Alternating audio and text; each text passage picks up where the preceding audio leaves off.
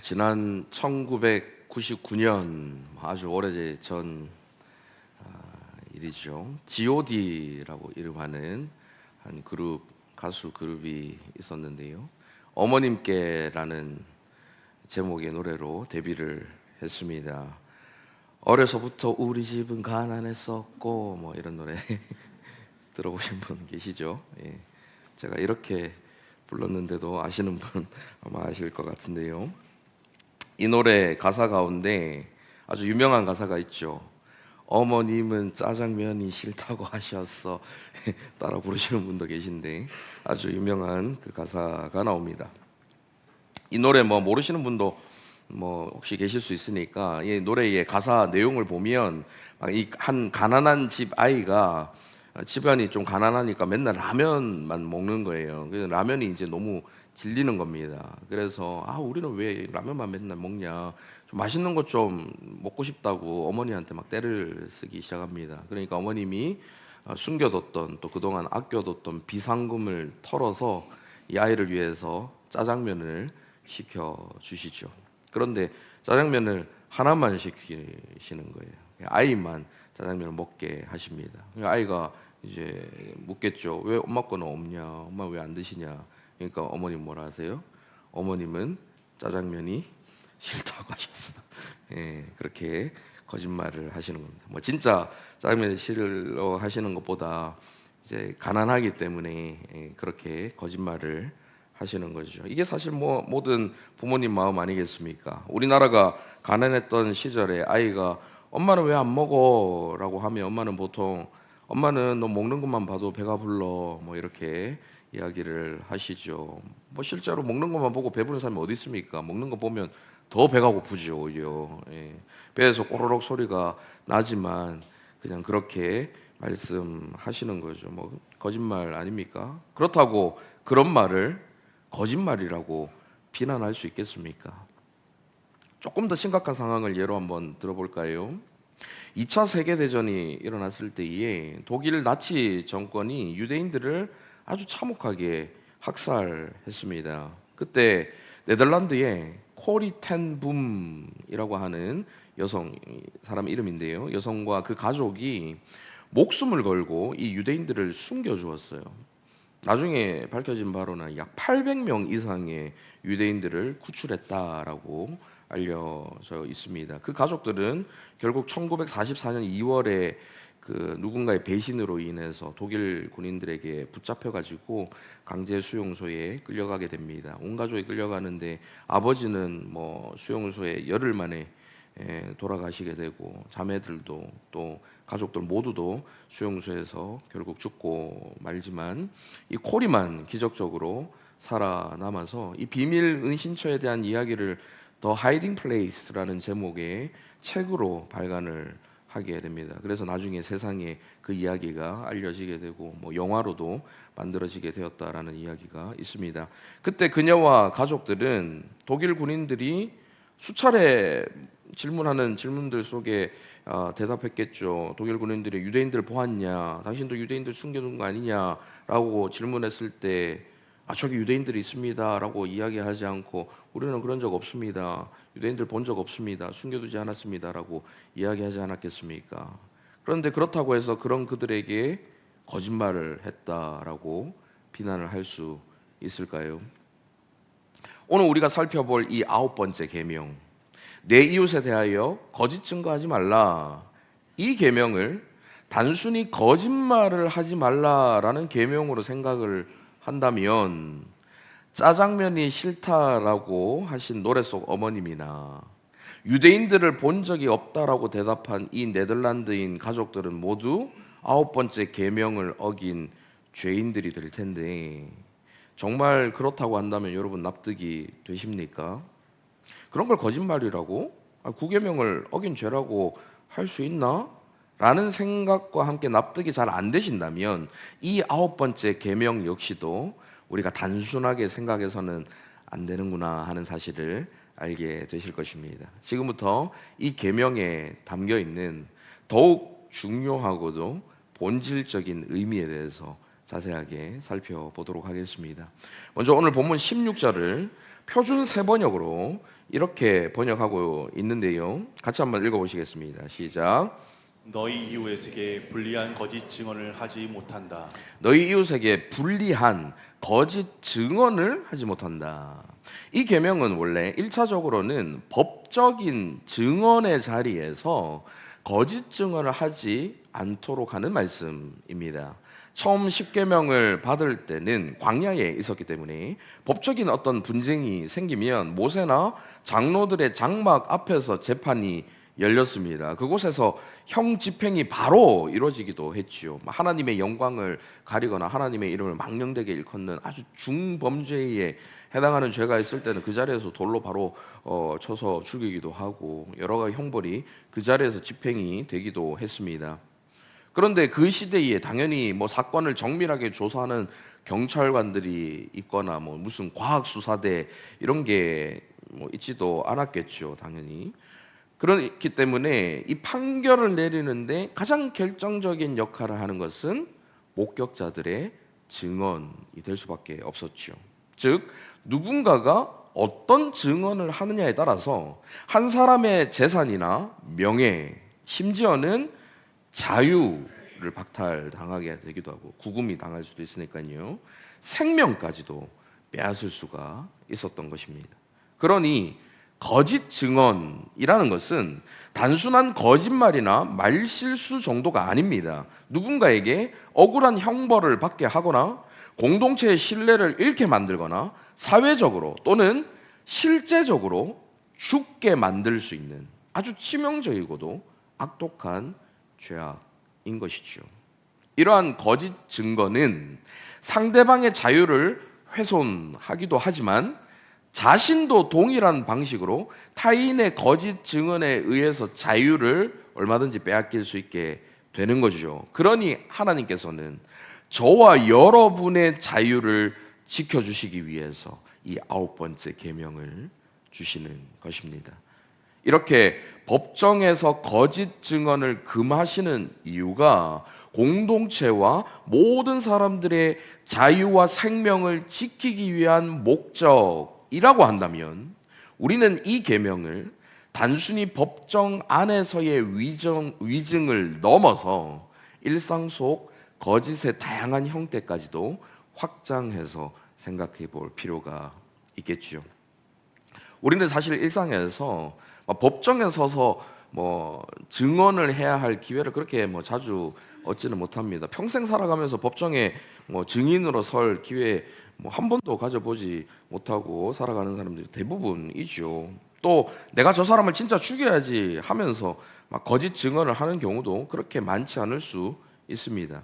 하지만 남을 미워하는 마음을 갖고 악한 의도를 가지고 험담과 비방이라는 형태로 거짓을 만드는 경우들은 종종 있죠. 또 때로는 악의를 가지지 않았다 하더라도 의도하지 않았다 하더라도 습관적으로 다른 사람들을 비방하고 험담하는 것으로 남을 깎아내리고 명예를 훼손하는 그런 일들을 하는 경우들이 있습니다. 거짓말이라는 것은 꼭 100% 허구여야만 거짓말이 되는 것이 아닙니다. 오히려 사실의 일부를 사용해서 거짓된 인상을 만드는 것이 더 무섭고 더 나쁜 것이 되는 것이죠. 앞서서 나치 정권 이야기를 말씀드렸는데 독일 나치 정권의 선전 장관으로 역사상 가장 악명 높은 선동가로 여겨지는 이 괴벨스라는 사람 이름 들어보셨죠? 이 괴벨스는 거짓을 진실처럼 보이게 만드는데 아주 능했던 사람입니다. 그는 완전한 허구가 아니라 검증 가능한 사실 일부를 포함한 거짓이 가장 효과적이다라는 사실을 잘 알았던 사람이에요. 사람들은 100% 거짓말, 100% 허구에는 의심을 합니다. 뭔가 의심스러운데 하면서 저게 사실인가? 이렇게 의심하면서 그게 사실인지를 판단하고 파악하려고 애를 써요. 그런데 일부 사실이 섞이면 전체를 쉽게 믿어버립니다. 이거 봐봐, 이게 지금 사실이잖아. 그러니까 이거 전부 다 사실이야. 이렇게 이야기할 수 있게 되는 거죠. 예를 들어서 제가 예전에 실제로 누군가 이게 아픈 친구가 있어가지고 그 친구를 위해서 기도를 했어요. 그 기도를 하니까 그 친구가 그 자리에서 그 아픈 게 나은 적이 있습니다. 저는 근데 신유의 은사가 없어요. 제가 감기에 걸리거나 뭐 누가 감기도 하나 낫게 할 수 있는 능력이 제 안에는 없습니다. 그때 한번 그런 일이 있은 적이 있었는데 실제로 그 친구가 이렇게 아픈 게 그 자리에서 나은 적이 있었습니다. 제가 그걸 이용해서 이제 여러분들에게 실제 사건을 이야기하는 거예요. 그리고는 그 다음에 이제 아픈 사람을 이렇게 앞에다가 모셔놓고 이제 거짓으로 여러분 앞에 시연을 하는 겁니다. 그 아픈 사람을 이렇게 낫게 막 고쳐주는 거예요. 그러고 나면 이제 어떻게 되겠습니까? 이제 소문이 막 퍼지겠죠. 그럼 이제 막 아픈 사람들 막 모여 들어가지고 우리 교회는 이제 그날로부터 온 동네 사람들 다 모이게 될 겁니다. 그러다 보면 제가 막 이제 기도하다 보면 어떤 사람은 우연히 막 나은 사람도 생길 수 있고 막 안 나았는데 나은 것처럼 생각되는 사람도 있고 막 그렇게 되겠죠. 그럼 소문은 퍼지고 그러다가 결국에는 야, 이제 진짜 병 고치는 사람으로 되겠는 거겠죠. 나중에 거짓이 밝혀질 때까지 그 전체가 사실로 되는 거예요. 하나의 부분적 사실을 가지고 전체를 거짓을 이야기할 때에 전체가 사실인 것처럼 꾸며지기가 쉬운 것입니다. 이런 교묘하고도 영악한 거짓말을 우리 중에도 자주 하는 사람들이 있을 수 있다라는 거죠. 이와는 좀 다르게 누군가에 대해서 이야기하면서 그 사람의 단점만 골라서 말하면 또 어떻게 될까요?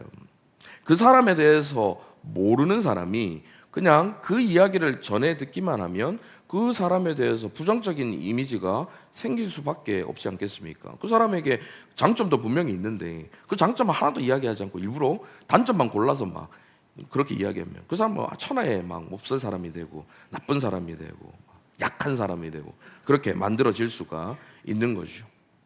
누군가의 말을 전후 맥락은 잘라 먹고 그 사람이 한 얘기라고 하면서 한 문장만 전달한다든지 어떤 행동에 대해서 전하면서 자기의 악의적인 해석을 더 씌운다든지 그 사람이 이런 행동을 했는데 말이야 내가 생각했을 때는 그 사람이 이런 의도로 행동한 것 같아.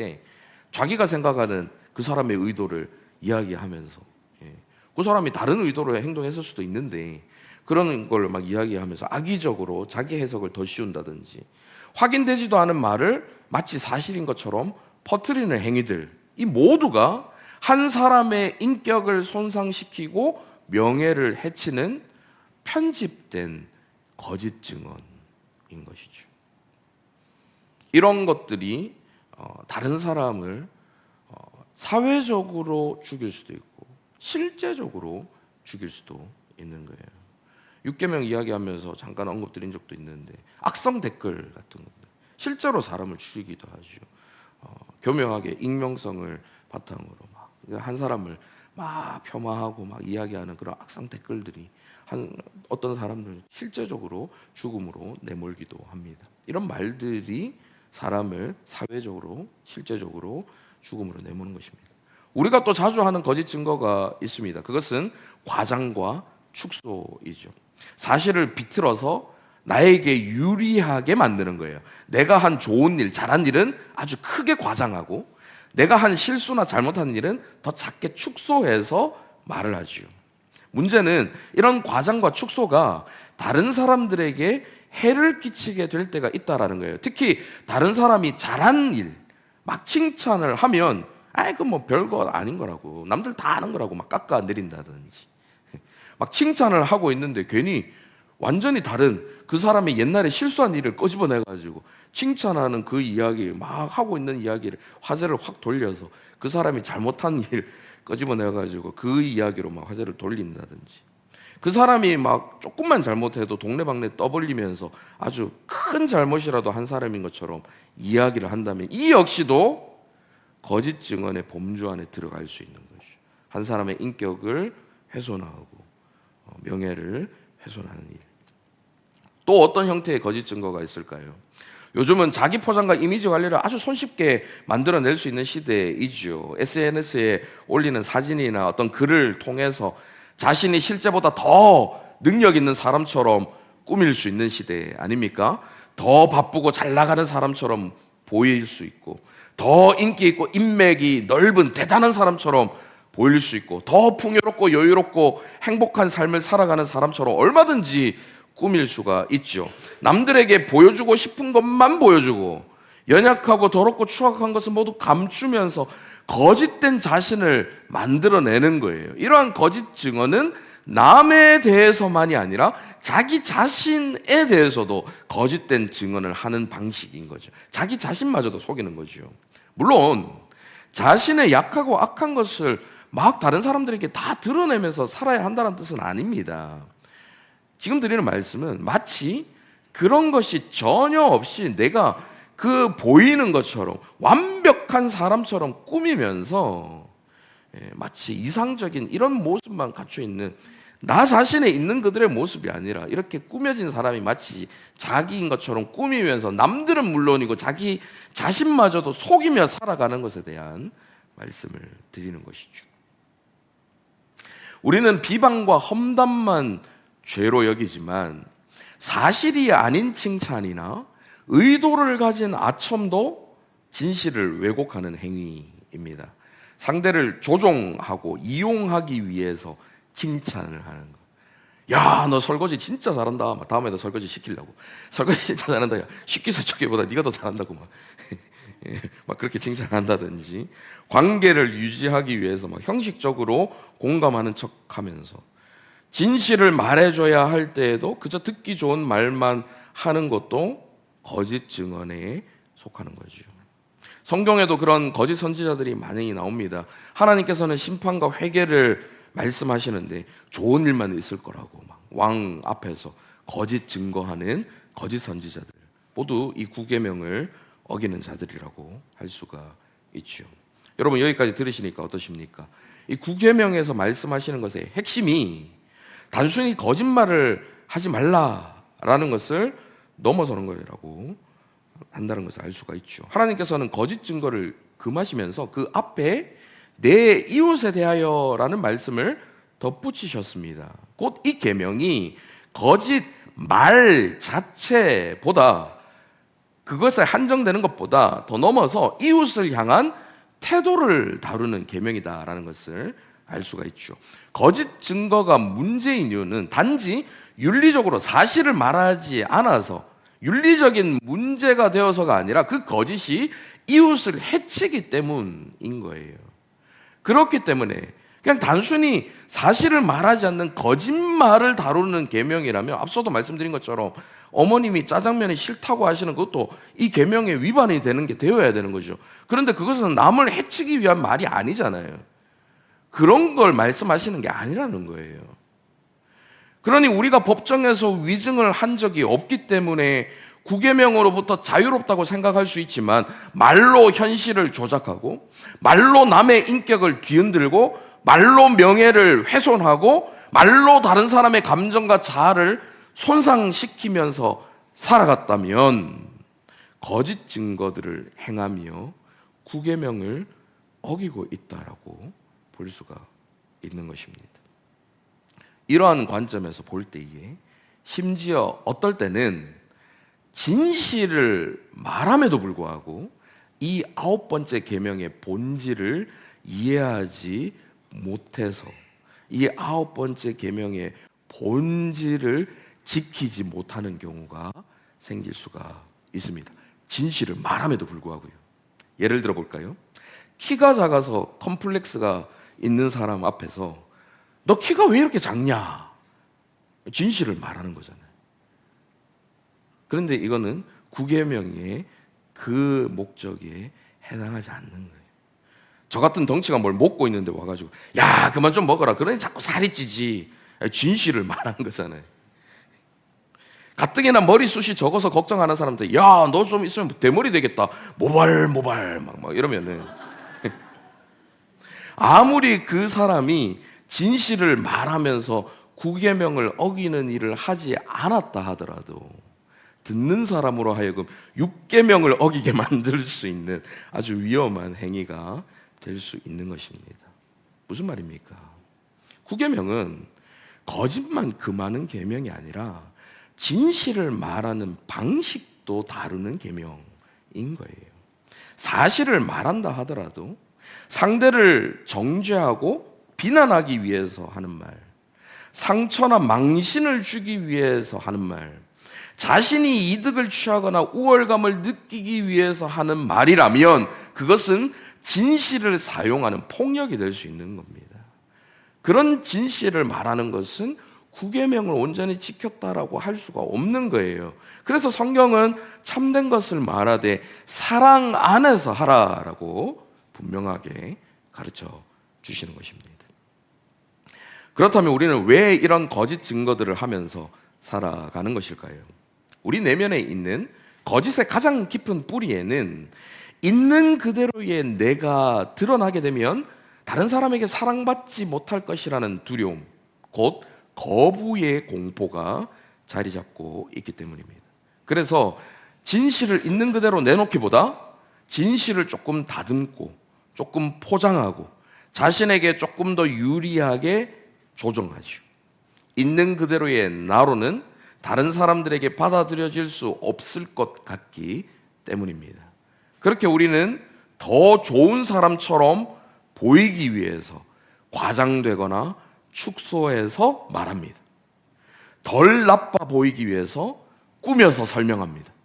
실수하지 않은 사람처럼 보이기 위해서 일부만 골라서 알리죠. 상처받지 않고 강한 사람처럼 보이기 위해서 우리의 감정을 드러내지 않고 숨깁니다. 경건한 사람처럼 보이기 위해 영적인 언어를 사용하죠. 겸손한 말을 습관적으로 내뱉으며 겸손한 사람처럼 보이기 위해 애를 씁니다. 겉으로 보기에는 모두 사회적인 처세술처럼 여겨지고 관계를 현명하게 끌고 가는 방식처럼 보일 수 있습니다. 하지만 사실은 하나님 안에서 이미 받아들여진 자라는 이 사실을 온전히 신뢰하지 못하고 여전히 사람들의 평가와 반응에 의해서 자신의 존재가 결정된다라고 믿는 마음의 상태를 가지고 살아가는 노예의 모습을 보이고 있는 것이죠. 그래서 이 거짓의 더 깊은 뿌리로 들어가 보면 이 거부의 공포가 만들어내는 인정과 평판의 우상이 드러나게 되는 것입니다. 우리는 하나님의 판단보다 사람들의 평가를 더 중요하게 여기죠. 하나님이 나를 받아주시는가 하는 것보다 사람들이 나를 어떻게 보는가에 더 민감하게 반응합니다. 내 영혼을 심판하시는 참된 심판자 앞에서는 아무렇게나 행동하면서 아무런 권한도 없는 나약한 사람들의 시선을 마치 내 영혼의 재판관처럼 만들어서 사람들이 나를 더 좋게 봐야 하고 더 유능하게 여겨야 하고 더 경건하게 평가해줘야 하고 더 똑똑한 사람처럼 인정해줘야 내가 무시당하지 않고 존중받을 수 있을 것이라고 믿는 거예요. 그렇게 우리는 사람들의 평가를 통해서 우리의 존재를 증명받으려고 하는 것이죠. 이것이 우리를 거짓 증거하는 사람으로 만드는 것입니다. 이러한 왜곡되고 타락한 모습은 우연히 생겨난 것이 아닙니다. 성경은 이 모든 거짓의 배후에 영적 실제가 있다라고 말씀하십니다. 곧 거짓의 아비인 사탄이 있다라고 말씀하시죠. 본성 자체가 거짓인 이 사탄은 거짓으로 세상을 움직이고 거짓으로 인간을 무너뜨리는 존재입니다. 아담과 하와를 무너뜨릴 때에 뱀은 아주 교묘하게 거짓된 말을 이용했죠. 그는 하나님의 말씀을 정면으로 부정하지 않습니다. 하나님이 거짓말을 하셨어, 하나님이 거짓말쟁이야, 이렇게 이야기하지 않아요. 하나님의 말씀을 의심하도록 교묘하게 속여서 말합니다. 여러분 창세기 3장 1절 한번 보세요. 같이 한번 읽어보실까요? 시작. 그런데 뱀은 여호와 하나님이 지으신 들짐승 중에 가장 강교하니라. 뱀이 여자에게 물어 이르되 하나님이 참으로 너희에게 동산 모든 나무의 열매를 먹지 말라 하시더냐. 여기에 부분적 사실과 과장이 다 들어가 있죠. 하나님께서 먹지 말라 하신 열매가 분명히 있기는 있습니다. 사실이죠. 그 사실이 담겨 있어요.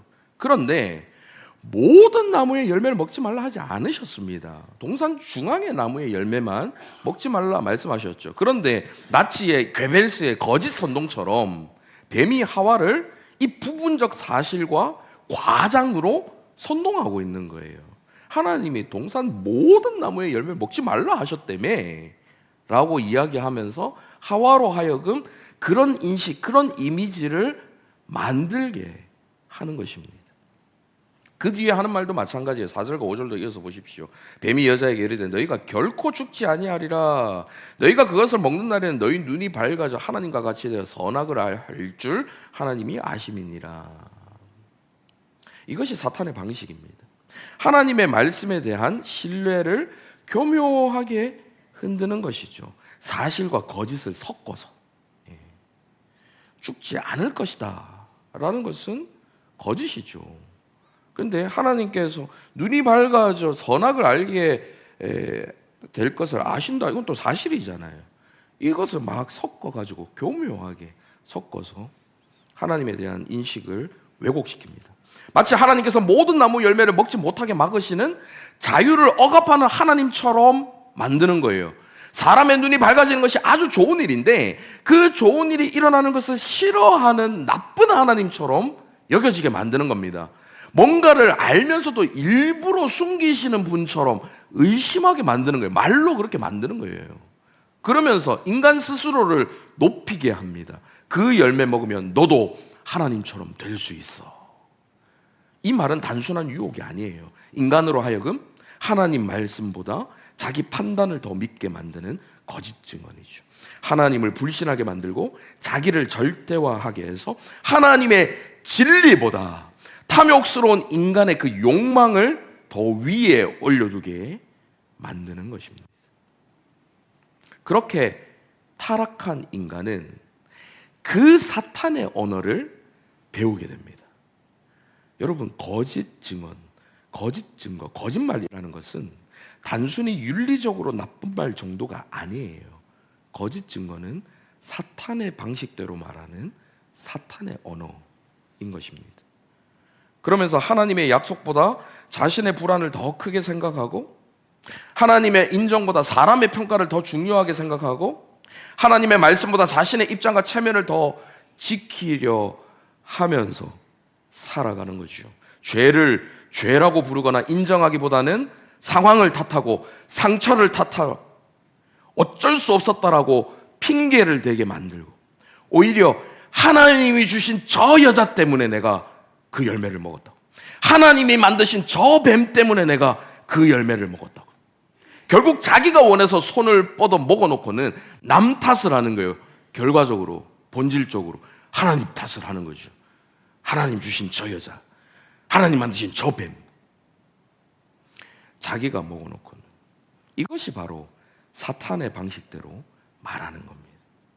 그러니 거짓은 단지 말의 문제가 아닙니다.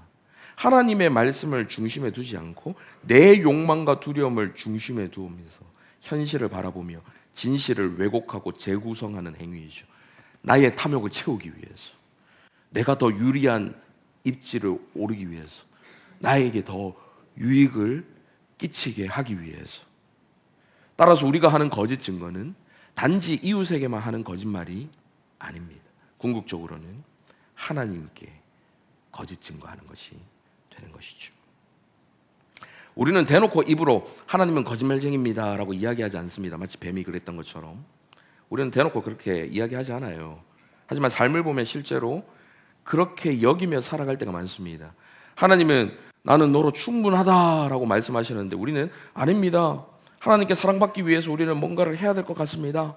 사람들의 인정을 받기 위해서 우리가 좀 더 뭔가 좋은 모습을 드러내 보여줘야 될 것 같습니다. 우리는 사람의 인정이 필요합니다 라고 생각하며 살아갑니다. 하나님은 두려워하지 말라, 내가 너와 함께한다, 내가 너의 모든 필요를 채워주겠다 말씀하시는데 우리는 아닙니다. 하나님, 저는 저 스스로를 지켜야 합니다 라고 생각하며 살아가죠. 그래서 내일 만나를 더 걷어서 쟁여놓으려고 하죠. 내일 하나님이 안 계시면 어떡합니까? 안 주시면 어떡합니까? 그 불신의 마음으로. 하나님의 말씀에 대한 불신은 사실상 그 말씀을 거짓으로 취급하는 것과 같은 거죠.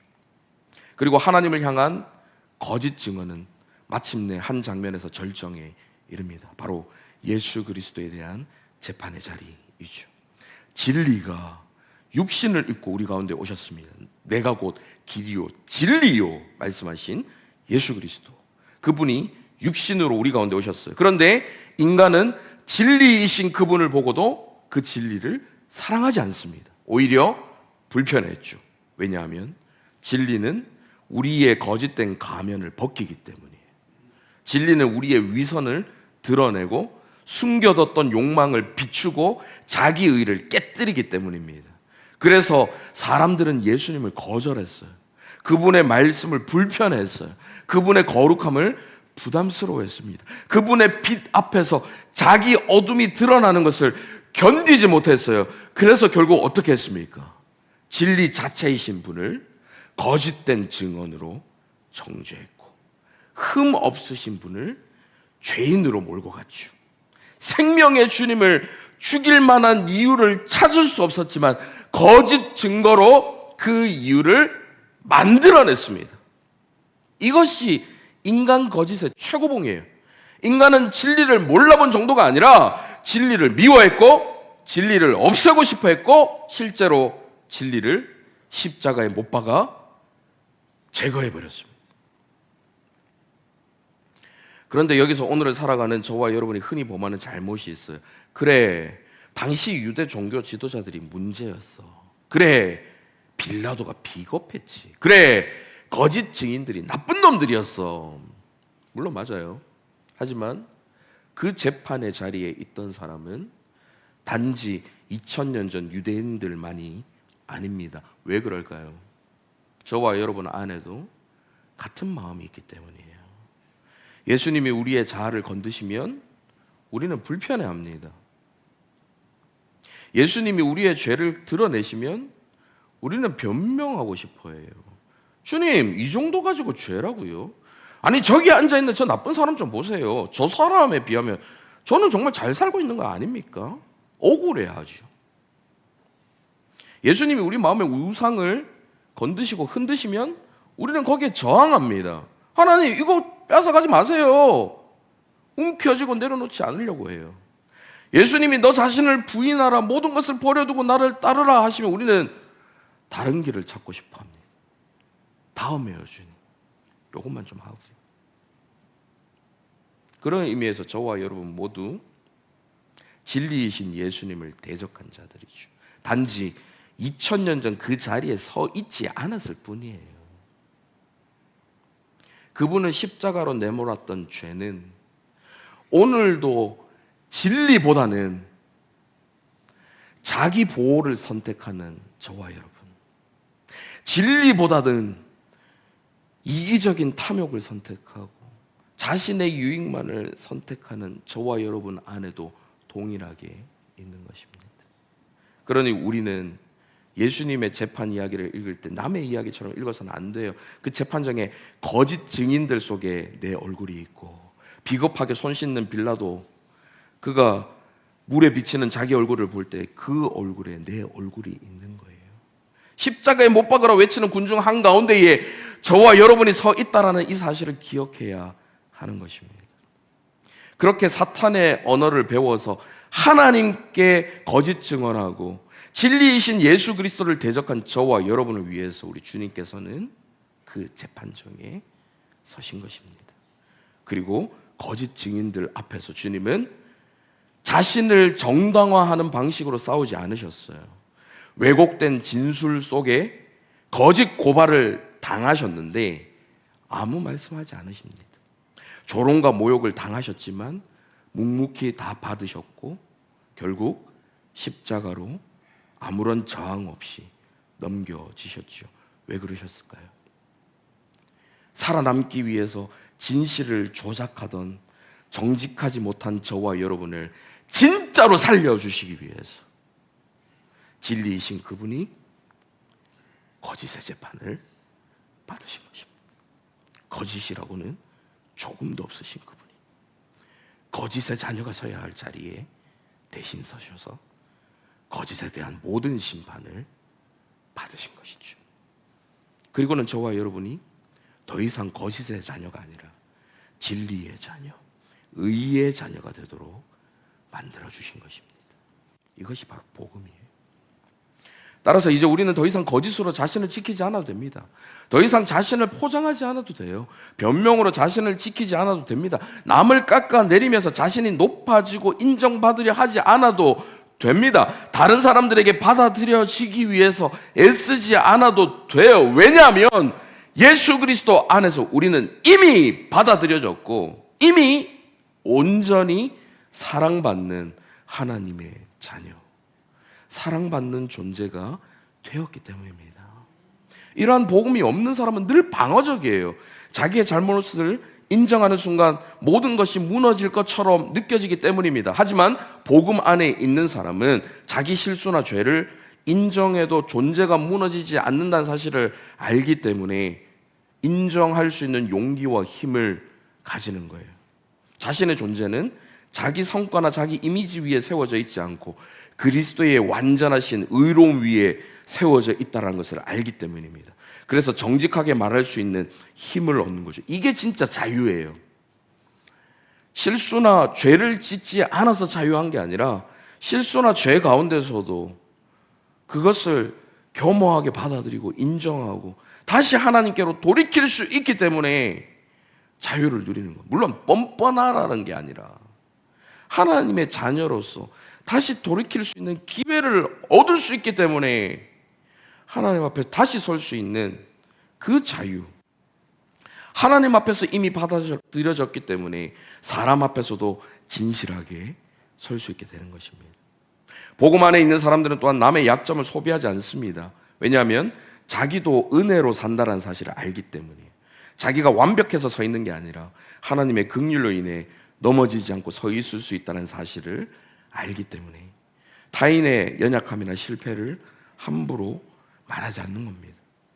그렇다고 성경은 우리에게 무조건 침묵하라고 가르치지는 않습니다. 거짓 증거를 하지 말라는 것이 소극적인 명령이라면 적극적으로는 이웃을 세워주고 살리는 참된 말을 하라는 명령으로 받아들여야 하는 것이죠. 하지만 이것도 그 진리를 어떻게 말하느냐 하는 것이 중요합니다. 어떤 사람은 거친 말을 막 쏟아내고는 나는 원래 솔직한 사람이야. 나는 그냥 있는 그대로 말한 것 뿐이야. 아니, 진실을 말했는데 뭐가 문제야 하고 정당화하기도 하죠. 하지만 성경이 말하는 진리는 공격적인 정직함이 아니에요. 진리도 사랑 없이 말하면 폭력이 될 수 있다 말씀드렸죠.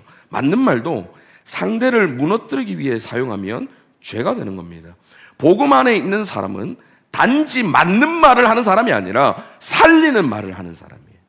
우리 주님은 언제나 진리를 말씀하셨습니다. 하지만 그 진리는 생명을 살리는 진리였죠.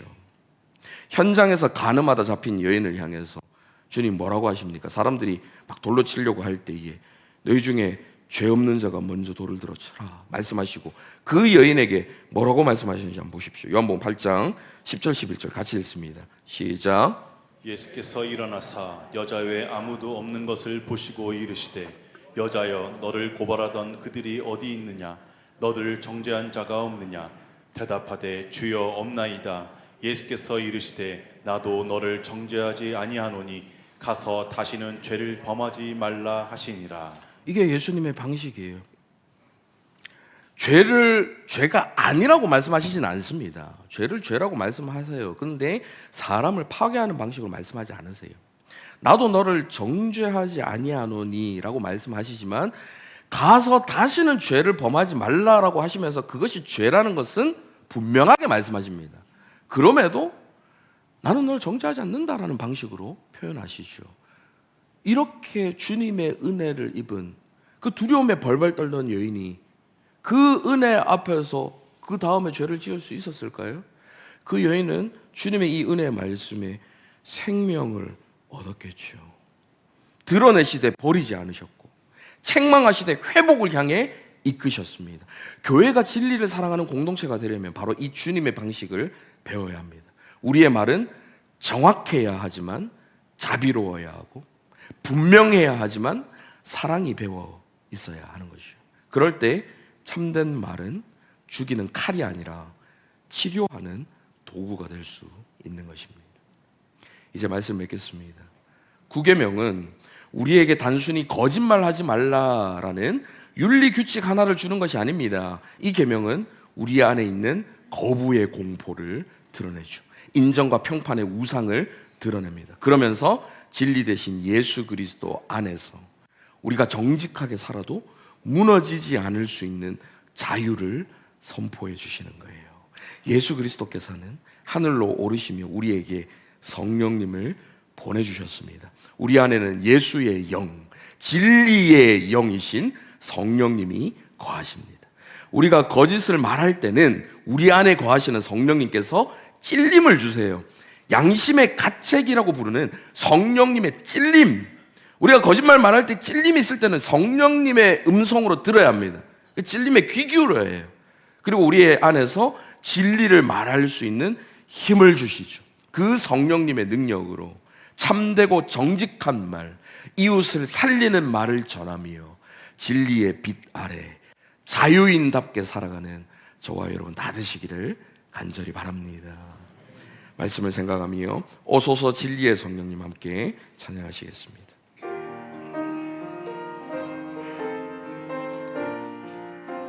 오소서 진리의 성령님, 오소서 진리의 성령님, 이 땅 흔들며 임하소서. 거짓과 탐, 죄악에 무너진 우리 가슴 정케하소서. 오소서 은혜의 성령님, 오소서 은혜의 성령님, 하늘 가르고 임하소서. 하늘 가르고 임하소서. 거룩한 불꽃 하늘로서 임하사. 거룩한 불꽃 하늘로서 임하사. 타오르게 하소서 주 영광 위에. 부흥의 불길 타오르게 하소서. 부흥의 불길 타오르게 하소서. 진리의 말씀, 진리의 말씀 이 땅 새롭게 하소서. 은혜의 강물 흐르게 하소서. 은혜의 강물 흐르게 하소서. 성령의 바람 이 땅 가득 불어와 흰옷 입은 주의 순결한 백성, 흰옷 입은 주의 순결한 백성, 주의 영광 위에 이제 일어나 살리는 말, 정직한 말로 열방을 치유하며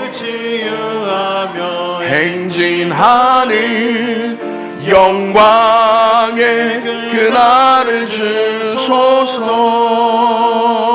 주소서. 사랑하는 여러분, 말의 힘은 정말 강합니다. 말 한마디로 사람을 진짜로 살리기도 하고요, 진짜로 죽이기도 해요. 거짓이 아닌 정직한 말, 미움과 이기심이 아니라 사랑의 마음으로 아무 때나 하는 것이 아니라 때와 장소를 가려서 현명하게 할 때에 듣는 이가 살아나고 말하는 자신도 살아나고 나아가 공동체가 살아날 수가 있는 것입니다. 이 시간 말씀을 생각하며 기도하실 때 진리의 성령님께서 우리에게 말의 지혜를 주셔서 진실되고 참된 말로 생명을 일으키는 저희 모두가 되게 하여 주시옵소서. 말씀을 생각하며 함께 기도하며 나가도록 하겠습니다. 자비로우신 아버지 하나님, 구계명 앞에서 우리가 자유롭지 못하다는 사실을 깨닫게 하심에 감사를 드립니다. 때로는 진실을 말한다고 하면서 상대를 죽이는 말을 할 때가 있었습니다. 때로는 나의 유익을 위해, 손해보지 않기 위해, 다른 사람에게 더 나은 사람처럼 보이기 위해, 더 큰 인정을 받기 위해, 남보다 더 나은 사람처럼 다른 사람들을 깎아내리고 그 사람 우위에 서기 위해 거짓 증언을 할 때가 있었습니다. 주님 앞에 고백합니다. 주님 우리를 용서하시고 이제 우리의 입술에 진리의 영이신 성령님께서 주시는 정직한 말, 진리의 말을 담게 하시고 사람을 살리고 생명을 살리는 말 담으며 살아갈 수 있도록 인도하여 주시옵소서.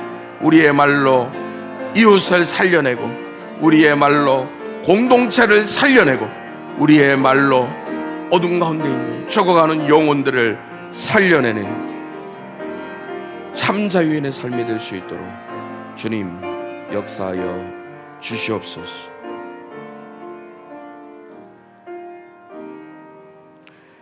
사랑하는 아버지 하나님, 손해볼까봐, 인정받지 못할까봐, 거부당하고 용납받지 못할까봐 두려워하며 거짓을 말했던 지난 날들을 용서하여 주시옵소서. 이제는 진리의 말을 통해 다른 이들을 세워주고 살리는 생명의 사람들 다 될 수 있도록 인도하여 주시옵소서. 살아계신 예수 그리스도의 이름으로 기도하옵나이다. 아멘.